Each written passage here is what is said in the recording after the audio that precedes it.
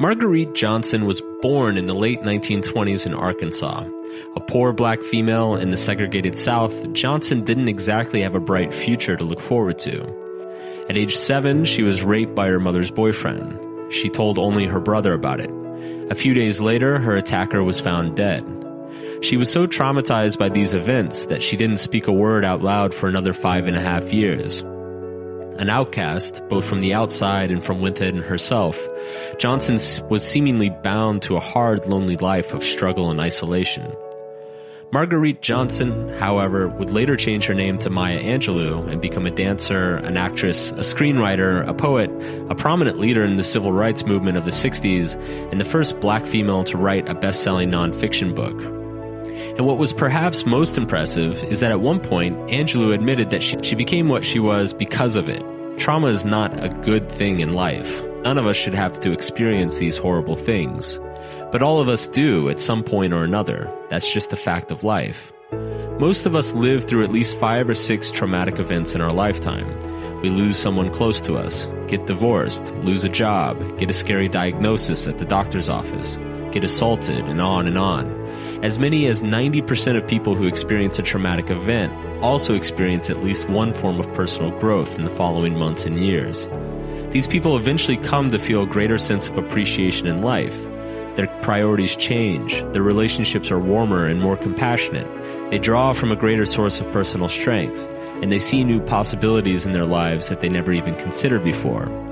Now, before you go on thinking, okay, great, Mark Manson says all I need to do is experience some rip out your heart and spit in your face trauma, and then my life will finally be the way I want. Let's get this trauma started.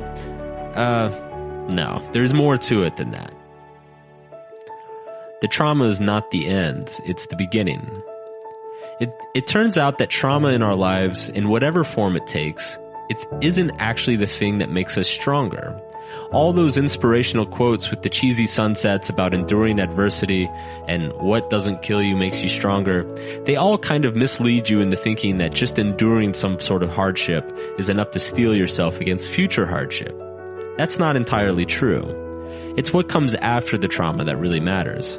Traumatic experiences shake us to the core. They make us question our fundamental beliefs about the world. They make us question the degree of benevolence and kindness and predictability in the world and the people around us. Some traumas serve as stark reminders of our mortality, something most of us don't want to think about. And there you are, traumatized and bewildered, lost in questioning everything about your life. And at that point, it can basically go one of two ways. One, you fall off the proverbial mental cliff, and that leads to a lot of dysfunction, less common than you think. Or two, you use this as an opportunity to forge a new set of beliefs and a new worldview that is more resilient and enduring than your previous worldview, a lot more common than you think. Think of it like an earthquake that rips through a city. Everything is pretty much fucked after the tectonic violence wreaks havoc beneath. But after that, buildings can be rebuilt with new knowledge of structural integrity, and people have the opportunity to design more resilient systems to guard against future earthquakes. The city doesn't just bounce back to its previous state. It's made into a wiser, more resilient city. And so, when our lives are disrupted by some tectonic shifting personal event, we have the opportunity to rebuild ourselves. We'll carry the memory and the pain of the experience with us no matter what, just as the people of the city carry the memory and loss of a natural disaster like an earthquake. The question at that point is, how will we rebuild ourselves? Trauma creates a distinct before and after point in our lives. Trauma creates moments that we'll likely never forget. The extent that we experience personal growth after trauma depends a lot on the narrative we construct around this before and after point. It's normal to ruminate about your pain, to question the meaning of it all, and to feel any combination of guilt, shame, fear, and loneliness. You end up playing the trauma over and over again in your head. It doesn't feel real, and each replay feels almost as painful as the last. It's like your brain punching itself in the face over and over again for months or even years on end. It's actually a crucial step in creating a narrative around your trauma. The narrative you construct will help lead you out of the dark corners of your mind and ultimately to a better place. As humans, we need to make sense of the world around us, and like I said before, trauma rarely makes sense as it's happening to us. So what should that narrative look like?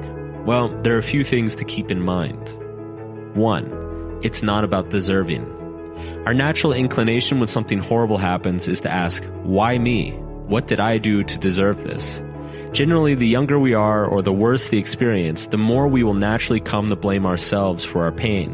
We will come to feel that there must be something inherently wrong with us, that we did something to bring the situation upon ourselves. The most important step in forming the meaning of our pain is understanding that it's not about deserving. It's not about deserving. Pain is not a zero-sum game. It's important to recognize this and to stop it before it goes too far. We did nothing to deserve our trauma. Nobody deserves trauma. 2. A new appreciation for life. I remember when a close friend of mine died, I found myself making the point of telling my friends that I cared about them and that they were important to me. This had the effect of actually strengthening some of my relationships, despite the fact that I had just gone through an intense loss. Because trauma confronts us with the possibility of our own mortality, it's extreme pain that has the uncanny ability to clarify what actually matters in our lives, and removes any inhibition or doubt as to whether we should take advantage of it or not. 3. Talk about it. Narratives don't form in a vacuum. They only exist when they're communicated to others. Researchers have found over and over again that one of the strongest predictors of personal growth following trauma is a willingness to open up about the trauma in the context of a supportive social network. Find a friend, find a family member, a therapist, your pet iguana, and share your experience, your feelings, your doubts, your fears that surround your trauma. Get out of your own head and share your shame. Some of the most profound wisdom in your life will come from your trauma, but that wisdom can never be realized if you don't share it in some form or another. There's a stigma in our culture around sharing our pain. It's sharing our own personal pain that allows us to move beyond it, because it's one thing to just sit and intellectualize our problems to ourselves. But once we share and mold that meaning out in the world around us, our pain becomes something outside of us. And because it's now outside of us, we are finally able to live without it.